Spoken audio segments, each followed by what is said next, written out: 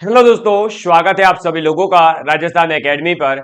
मैं प्रवीण सिंह आप सभी लोगों के साथ में। जैसा कि आप सभी लोग जानते हैं, लगातार एलडीसी, पटवार, ग्राम सेवक, स्टेनोग्राफर, छात्रावास अधीक्षक, महिला सुपरवाइजर, पशु परिचर, इसके अलावा तमाम प्रकार की प्रतियोगी परीक्षाएं जहां कहीं भी सामान्य विज्ञान और गणित विषय आते हैं, आप सभी लोगों को पढ़ाने का प्रयास कर रहा हूं।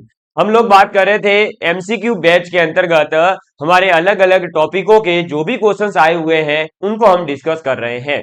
लास्ट क्लास के अंदर हमने डिस्कस किया था भौतिक और रासायनिक परिवर्तन के क्वेश्चन को। आज मैं आप लोगों के साथ में धातु एवं अधातु जो टॉपिक है उसके एमसीक्यूज को डिस्कस करने वाला हूं। तो चलिए आज की क्लास का पहला क्वेश्चन अपन डिस्कस करते हैं। और आज का पहला क्वेश्चन है आप सभी लोगों के लिए कि वह धातु जो कमरे के ताप पर द्रव अवस्था में प्राप्त होती है।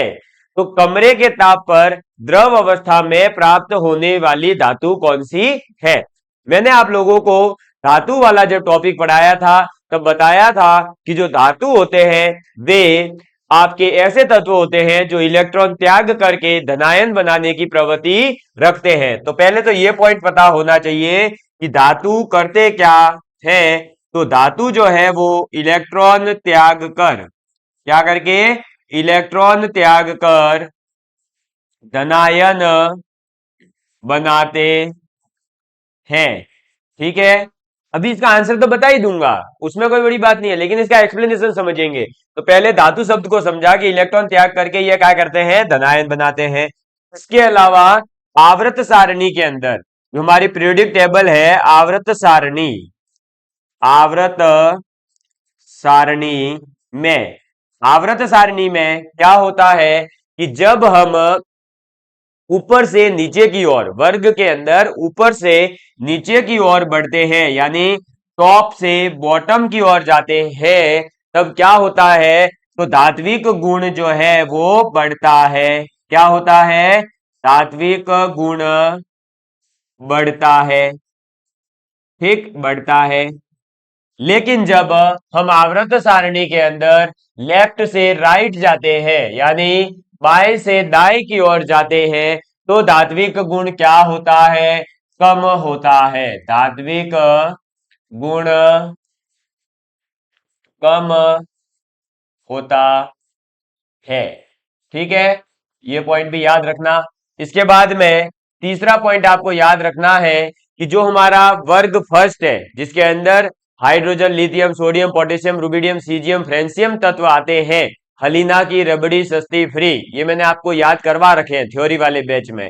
आप लोगों को थ्योरी वाली क्लासेस हमारे यूट्यूब चैनल पर प्लेलिस्ट के अंदर मिल जाएगी, आप देख सकते हैं और अपने नोट्स बना सकते हैं। या फिर जो मेरी पुस्तक आई हुई है जो सोमवार या मंगलवार तक आप सभी लोगों तक उपलब्ध हो जाएगी पूरे राजस्थान में, आप उसे भी ले सकते हैं। तो उसके अंदर अपन ने बात करी थी जो वर्ग फर्स्ट है, वर्ग फर्स्ट में कौन कौन से आते हैं आपके, तो lithium, sodium, potassium, rubidium, caesium, ये वो है जो आपके क्या होते हैं, सबसे धनी तत्व है या सबसे धनी धातु कहें। ठीक है, ये सबसे धनी तत्व है। तो वर्ग फर्स्ट के जो तत्व होते हैं वो पूरी की पूरी आवर्त सारणी के अंदर सबसे धनी तत्व होते हैं।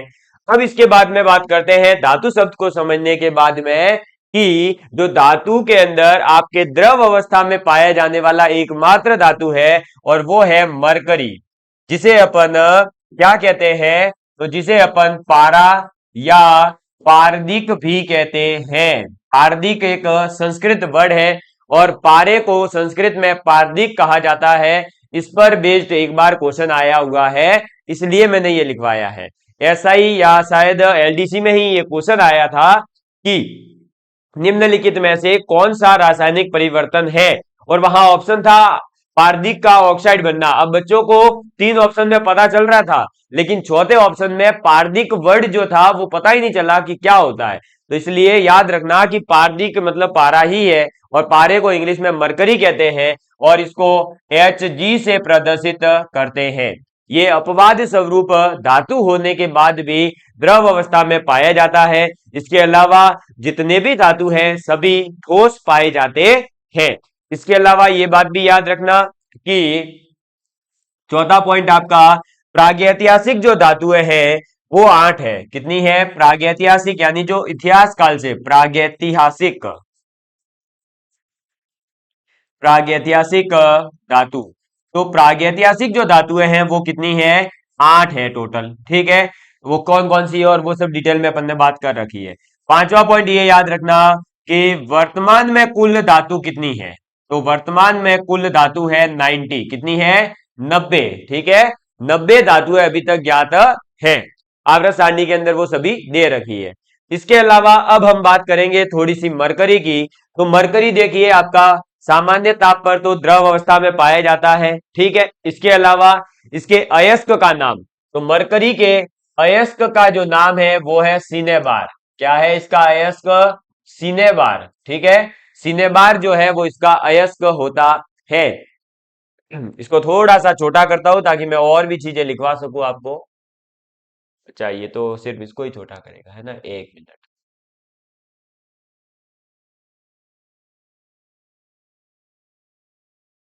एक मिनट, है ना, थोड़ा सा छोटा कर रहा हूं ताकि ये सब चीजें अपने एक साथ में कवर हो जाए और कुछ नहीं। ठीक, अब इसको थोड़ा सा मैं इधर कर रहा हूं।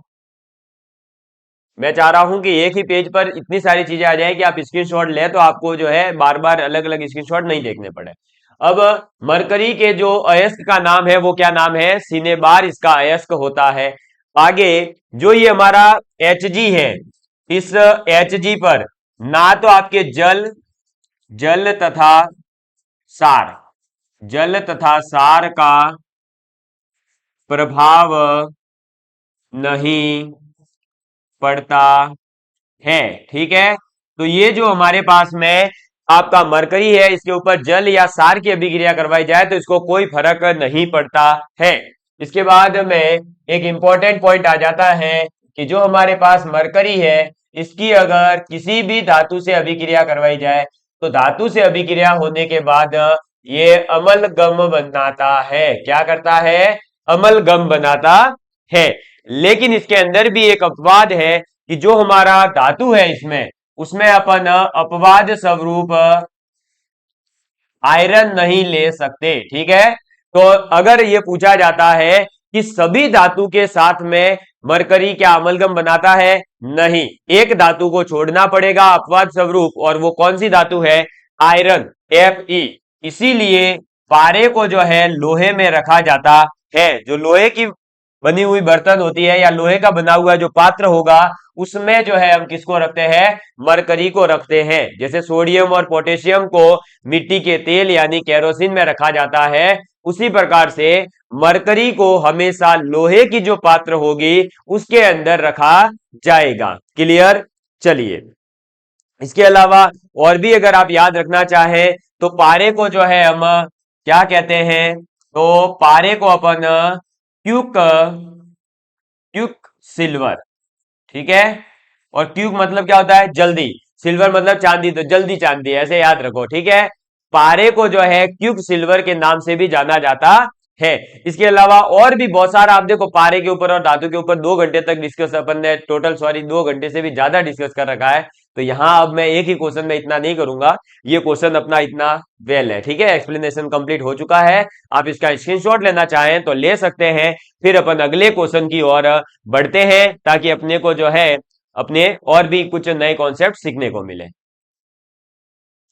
ये सभी मैं पहले ही बता दूं कि क्वेश्चंस देखने का तभी फायदा है जब आपने थ्योरी वाले बैच को समझ रखा है, तो आपको और मजा आएगा और ये पता चलेगा कि अच्छा इस टॉपिक से ऐसा क्वेश्चन बनेगा, इस टॉपिक से ऐसा क्वेश्चन बनेगा।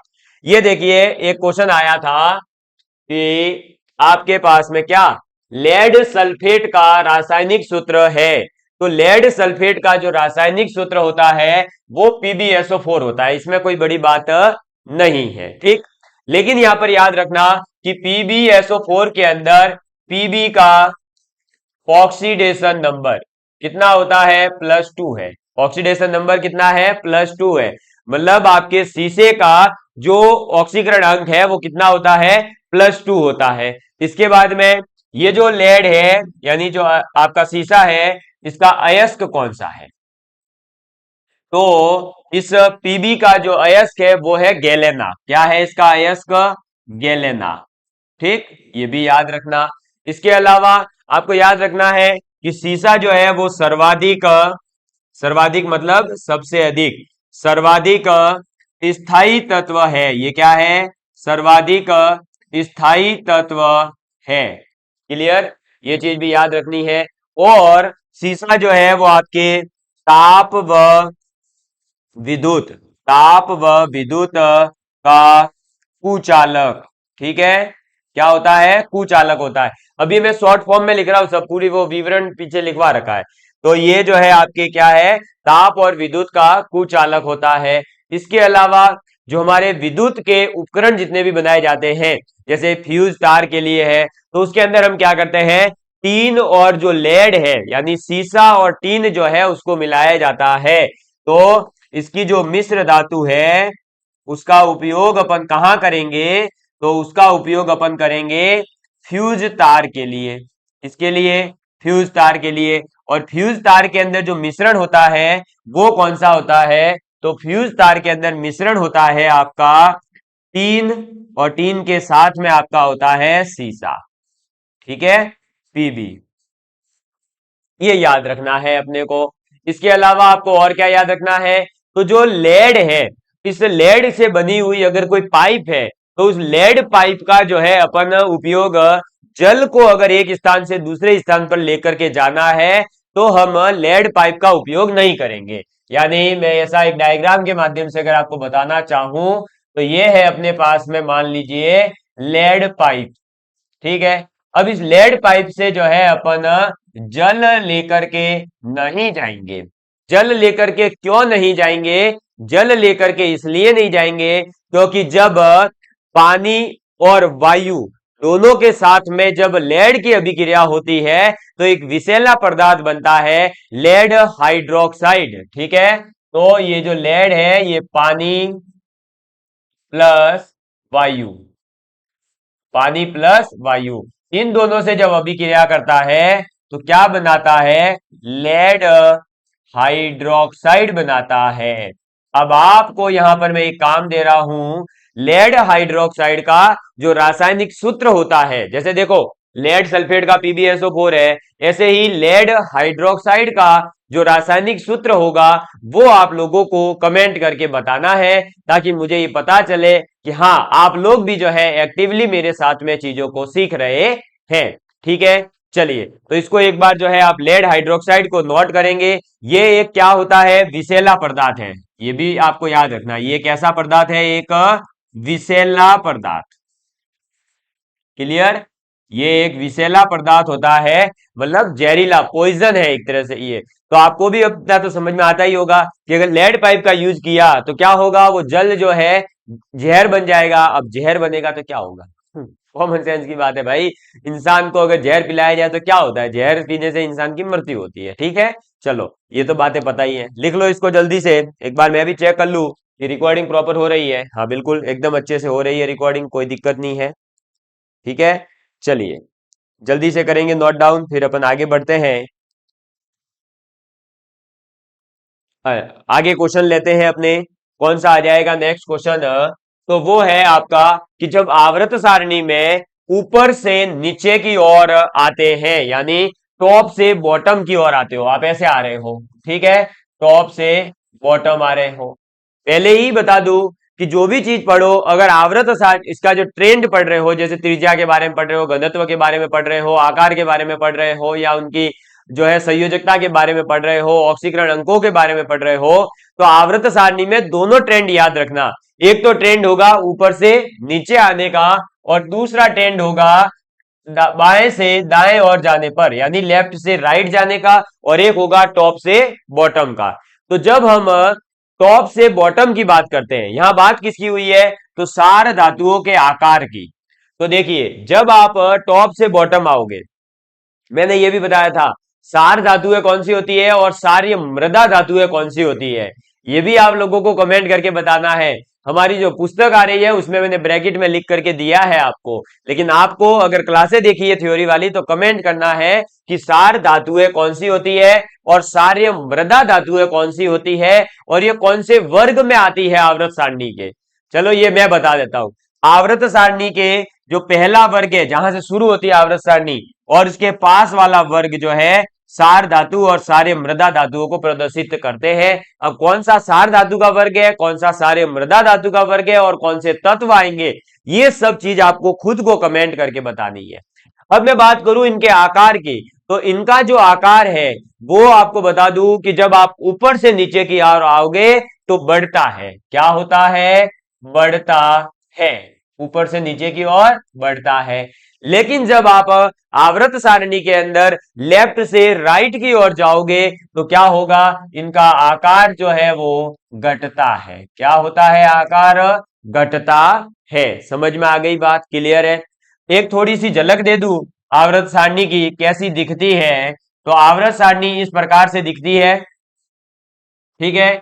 इसके बाद इधर नीचे जो है दो पट्टियां और आती है जो आपके रिप्रेजेंट करती है एफ ब्लॉक को। ये होता है एस ब्लॉक, ये होता है डी ब्लॉक, ये होता है पी ब्लॉक, ये होता है एफ ब्लॉक, ठीक है। यहां पर आपके दो वर्ग आ जाते हैं, फिर यहां पर ये बाकी वर्ग चलते हैं और ये इधर आपके जो है वर्ग चलते हैं, ठीक है। ये ध्यान रखना, इस प्रकार की थोड़ी सी आवर्त सारणी दिखती है। बाकी चीजें अपन ने वहां डिस्कस कर रखी है थ्योरी क्लासेस में। तो आपको याद क्या रखना है कि जो सार धातुएं होती है उनके अंदर जब अपन ऊपर से नीचे की ओर जाते हैं तो उनका आकार बढ़ता है और जब अपन लेफ्ट से राइट की ओर जाएंगे तो उनका आकार घटेगा।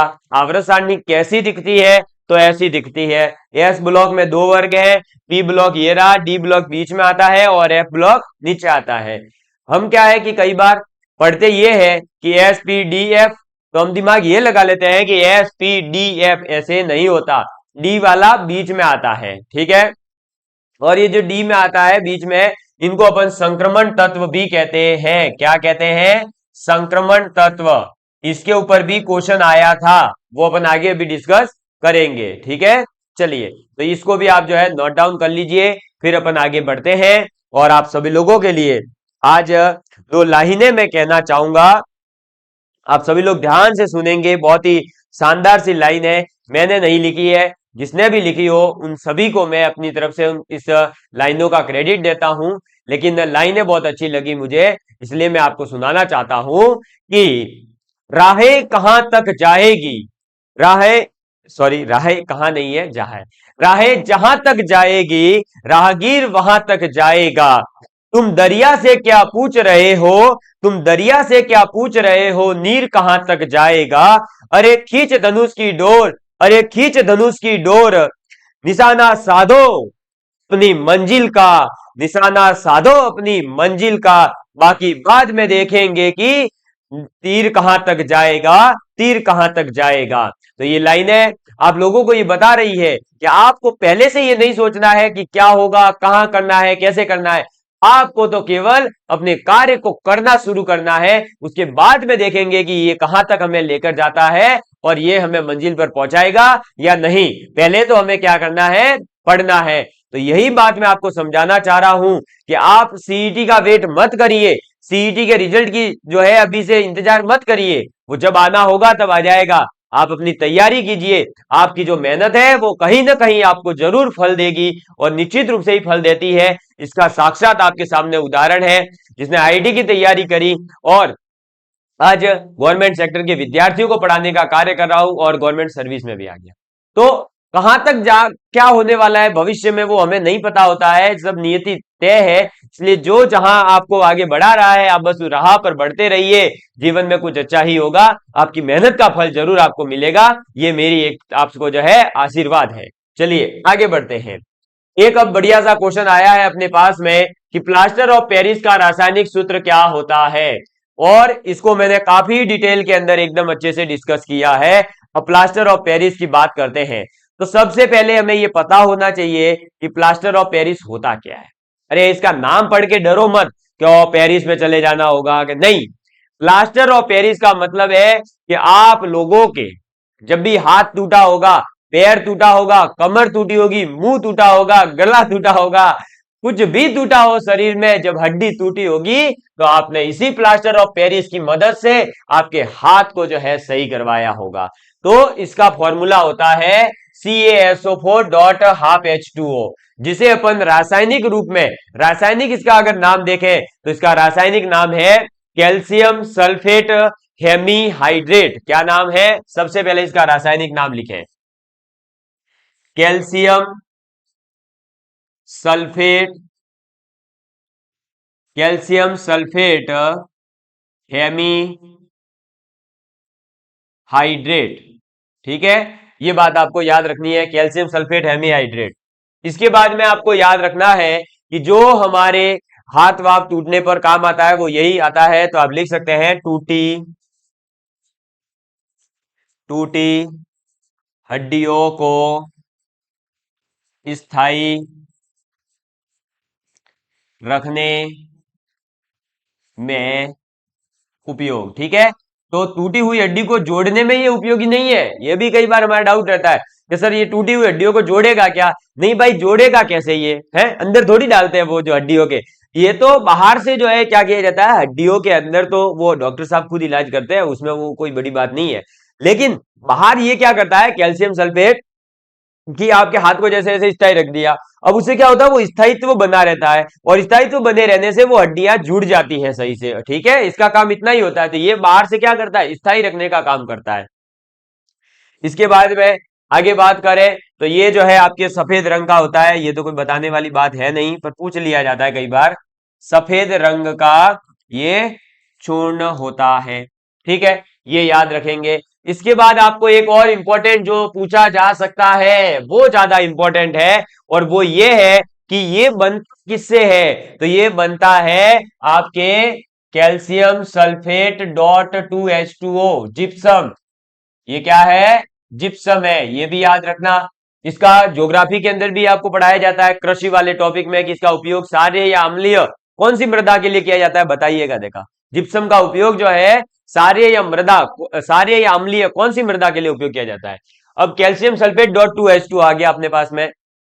ये जो है अगर हम इसे क्या कर देवे, कितने डिग्री पर, यह भी पूछा जा सकता है। तो 120 डिग्री सेल्सियस पर, 120 डिग्री सेल्सियस पर गर्म करने पर, कितने पर गर्म करने पर? 120 डिग्री सेल्सियस पर गर्म करने पर ये कैल्शियम सल्फेट .2H2O टूटता है। किसके अंदर? तो ये टूट जाता है आपके किसमें, बताइए भाई?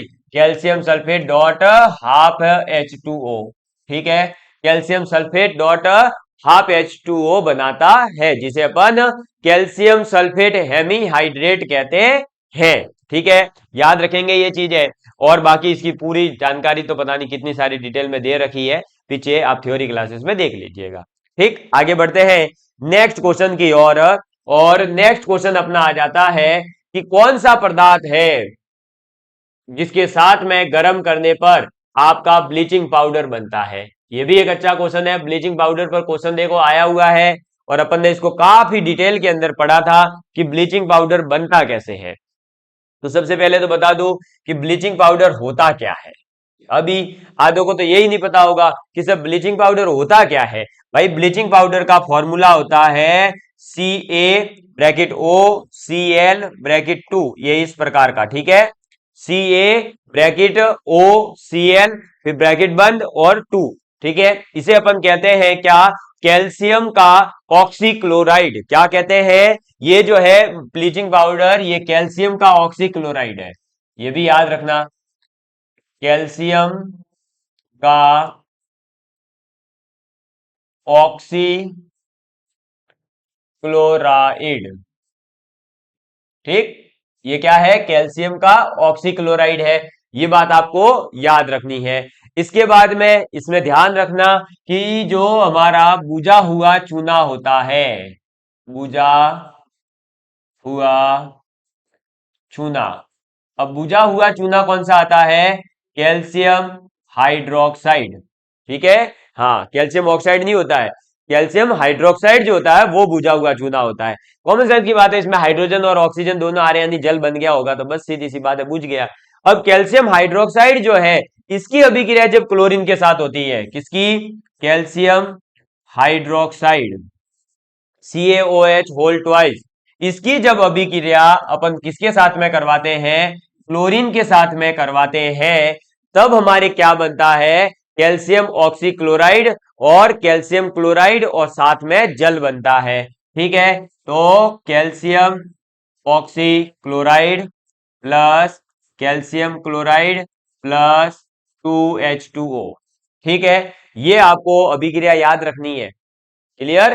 तो कैल्शियम हाइड्रोक्साइड और क्लोरीन की जब अभिक्रिया होगी तो आपके बनेगा क्या, कैल्शियम ऑक्सीक्लोराइड और साथ में कैल्शियम क्लोराइड प्लस H2O। और यहां पर यही चीज है, देखो कौन सा पदार्थ क्लोरीन के साथ में गर्म करने पर ब्लीचिंग पाउडर देता है, अब ब्लीचिंग पाउडर है CaOCl होल ट्वाइस। ठीक है, अब अगर ये है, ये बना कब है, जब बुझे हुए चूने की अभिक्रिया हुई है, इसका मतलब ऑप्शन नंबर बी हो जाएगा। ठीक है, समझ में आ गई बात? तो बुझे हुए चूने के साथ में जब क्लोरीन की अभिक्रिया होती है तब हमारे ब्लीचिंग पाउडर बनता है। ठीक है, चलिए आगे बढ़ते हैं नेक्स्ट क्वेश्चन की ओर। आप इसको जल्दी से नोट डाउन कर लीजिए, स्क्रीनशॉट लेना है तो ले लीजिए, फिर आगे बढ़ रहा हूं मैं। ये आ गया अपने पास में क्या, लेड वाला क्वेश्चन, सफेद शीशे की बात कर रहा है।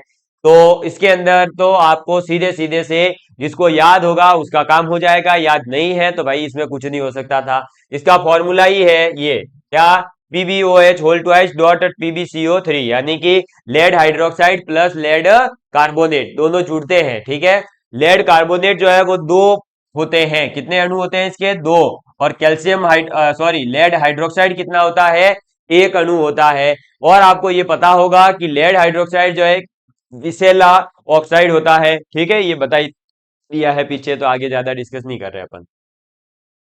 नेक्स्ट क्वेश्चन आपके पास में, जिसको मैं पहले भी डिस्कस कर चुका हूं आपको थ्योरी क्लास के अंदर, कि हमसे पूछा जा रहा है निम्न में से किस यौगिक में ऑक्सीजन की ऑक्सीकरण संख्या जो है वो धनात्मक है, यह आपसे पूछा जा रहा है।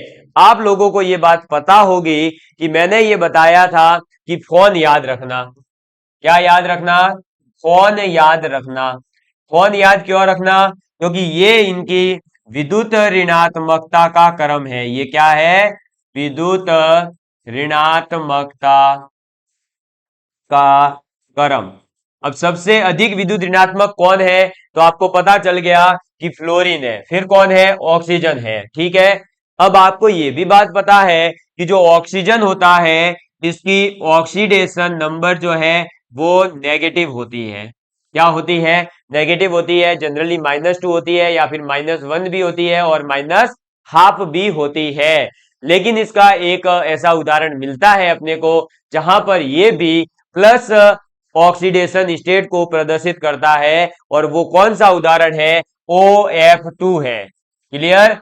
क्यों? क्योंकि मैंने आपको ये बताया है, पूरा समझा रखा है कि विद्युत ऋणात्मकता अगर किसी तत्व से ज्यादा आ जाती है किसी दूसरे तत्व की, तो फिर जो जिसकी कम विद्युत ऋणात्मकता होगी उसकी ऑक्सीडेशन नंबर ऑटोमेटिकली क्या हो जाती है, पॉजिटिव। ठीक है, अब सबसे अधिक विद्युत ऋणात्मक है फ्लोरीन, फिर है ऑक्सीजन, तो इन दोनों में कंपटीशन होगा, बाकी तो सभी से पीछे ही है। अब यहाँ देखो ऑक्सीजन और हाइड्रोजन, ऑब्वियस सी बात है हाइड्रोजन विद्युत धनी तत्व है, ऑक्सीजन विद्युत ऋणात्मक है, तो इसकी नेगेटिव होगी यहाँ पर, और इसकी कितनी होगी, -1 होगी। प्रत्येक ऑक्सीजन पर -1 क्योंकि ये पर ऑक्साइड है।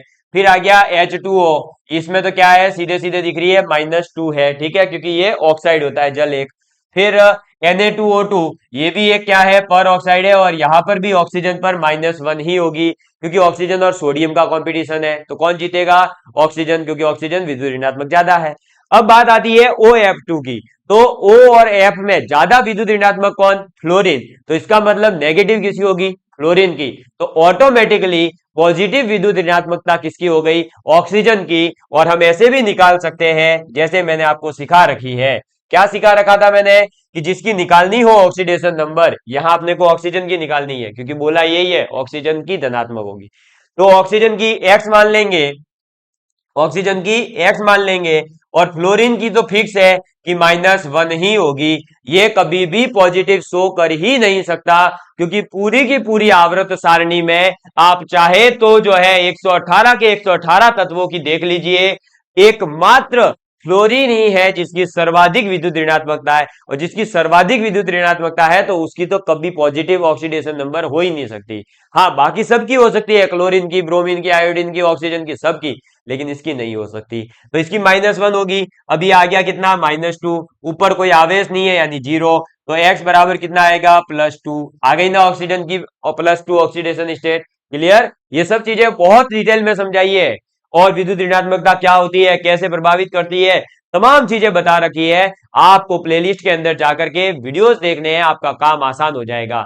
अरे भाई 93 से ज्यादा वीडियो अपलोडेड है, और कितने करूं, और अभी तो केवल फिजिक्स, केमिस्ट्री और स्पेस टेक्नोलॉजी पूरा हुआ है, और बायोलॉजी का मानव रोग कंप्लीट हुआ है। अभी तो आगे और पढ़ना है, तो सोचिए कितना कंटेंट आपको दिया जा रहा है। आप उतना भी पढ़ लोगे तो दोस्त आपका काम हो जाएगा। आगे बढ़ते हैं। नेक्स्ट क्वेश्चन है आपके पास में, बहुत ही शानदार सा क्वेश्चन है, और ये भी जो है आपके 12th लेवल की जो एनसीईआरटी का है, चाहे फिर आपकी जो 12th की आरबीएससी की पुस्तक देखोगे उसके अंदर दे रखा है, और ये चीज अपन ने कवर करी थी। आप देखिए ये क्या कह रहा है, ये कह रहा है कि पोटेशियम धातु को आधिक्य वायु के अंदर, यानी जो वायु है यानी ऑक्सीजन जो है वो एक्सिस के अंदर अगर हम लेते हैं, और फिर उसमें जो अपन क्या कर रहे हैं, जलाने पर निम्नलिखित में से कौन सा ऑक्साइड जो है बनता है, ये अपने से पूछा जा रहा है। मैं इसके अंदर आपको क्लियर कर दूं सबसे पहले कि अगर अपन जो है इसकी लिथियम की और ऑक्सीजन की अभिक्रिया करवाते हैं, किसकी, लिथियम की और ऑक्सीजन की अगर अभिक्रिया करवाते हैं तो आपका बनता है Li2O, ठीक है, लिथियम ऑक्साइड। इसके बाद में अगर अपन इसकी सोडियम के साथ करवाते हैं, किसकी, ऑक्सीजन की, किसके साथ में, सोडियम के साथ में, तो पर ऑक्साइड बनता है, क्या बनता है, Na2O2 पर ऑक्साइड बनता है। और अगर अपन ने किसी भी धातु की अभिक्रिया, इसके अलावा जो इसमें बचे सोडियम पोटेशियम के अलावा कौन कौन बचा है अपने पास, भाई देखो लिथियम और सोडियम को छोड़ करके पोटेशियम, रूबिडियम और सीजियम, ये बात हो रही है वर्ग फर्स्ट के तत्वों की, जिन्हें अपन सार धातु कहते हैं। चलो मैंने बता दिया, इनको अपन क्या कहते हैं, सार धातु कहते हैं, और वर्ग 2 जो है उन्हें सारे मृदा धातु कहते हैं।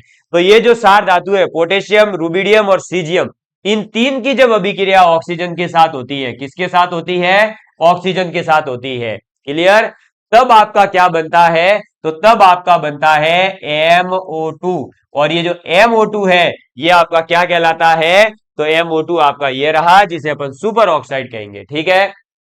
और यहां पर M का मान आप क्या क्या ले सकते हो, M की जगह आप पोटेशियम ले लो, चाहे रूबिडियम ले लो, चाहे सीजियम ले लो। मैंने तीनों केस समझा दिए। भाई हो सकता है एग्जाम में आपके आ जावे कि सीजियम धातु को आधिक्य वायु में जलाने पर कौन सा बनेगा, तो अब एक एक को याद रखने से बढ़िया है 3 समीकरण याद करो। अगर लिथियम को ऑक्सीजन के साथ करवाओगे तो Li2O बनता है, सोडियम को कराओगे तो पर ऑक्साइड बनता है, और अगर आपने पोटेशियम, रूबिडियम या सीजियम, इन तीनों में से किसी की भी ऑक्सीजन से करवा दी तो MO2 के रूप में बनेगा। यानी जब पोटेशियम के आपके के की अभिक्रिया जब ऑक्सीजन से होगी पोटेशियम की अभिक्रिया होने पर, तो KO2 बनेगा। यानी ऑप्शन नंबर सी अपना राइट आंसर था। ये एग्जाम के अंदर आए हुए क्वेश्चन है। अब आप देख रहे होंगे कि किस प्रकार पर जो है साइंस का लेवल बढ़ रहा है। हमें ये लगता है ना कि केवल सामान्य विज्ञान पढ़ने से काम चलेगा, तो चलाओ इससे काम लो। ये 12वीं की एनसीईआरटी में है, इसके अलावा कहीं मिलेगा ही नहीं। लो आप ढूंढ लो, जितनी आपकी सामान्य विज्ञान की किताबें ढूंढ लो, नहीं मिलेगा ये चीजें। तो इसलिए आप जो है, हम जो पढ़ा रहे हैं वो आप लोगों के लिए मेहनत करके बहुत ही ढूंढ ढूंढ करके कंटेंट ला रहे हैं। इसलिए उस कंटेंट को ज्यादा से ज्यादा लोगों तक शेयर करने की जरूर कोशिश किया करें मेरे दोस्तों, ताकि हमें भी मोटिवेशन मिलता है। ये लीजिए नेक्स्ट क्वेश्चन आपके पास में आ गया, कौन सा देखिएगा, ये रहा कि तांबे के बर्तनों पर नीले हरे रंग का, कैसा, नीले हरे रंग का, यानी ब्लूइश ग्रीन कलर, ठीक है, नीले हरे रंग का आवरण किस रसायन के बनने के कारण जमता है, ये आपसे पूछा जा रहा है।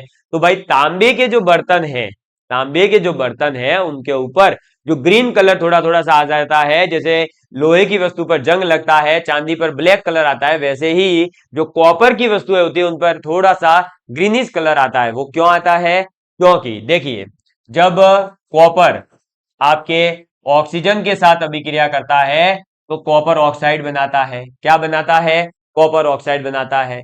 और जब ये आपका कॉपर ऑक्साइड इसके साथ कार्बन डाइऑक्साइड के साथ वायुमंडल में मिलता है तो ये बना देता है कॉपर कार्बोनेट। क्या बना देता है? कॉपर कार्बोनेट बना देता है। और ये जो कॉपर कार्बोनेट होता है ये आपके होता है ब्लूइश ग्रीन कलर का। कैसा होता है? ब्लूइश ग्रीन कलर का, यानी नीले हरे रंग का। ठीक है, तो कॉपर कार्बोनेट, ए ऑप्शन आपका आंसर हो जाएगा। और आपको बता दूं कि जो ये आपका यहां पर दिख रहा है ना आपको, देखो जैसे लेड का था भाई, सफेद शीशा किसको कह रहे थे अपन? Lead hydroxide dot two lead carbonate को। ऐसे ही सी कॉपर हाइड्रोक्साइड और कॉपर कार्बोनेट जो होता है इसको अपन कहते हैं मेलेकाइट। क्या कहते हैं? मेलेकाइट कहते हैं। ये याद रखना, क्या कहते हैं भाई? मेलेकाइट कहते हैं। MALACHACHITE, malachite. ठीक है, चलिए तो इसको एक बार नोट डाउन कर लीजिए, फिर अपन आगे बढ़ते हैं अपने।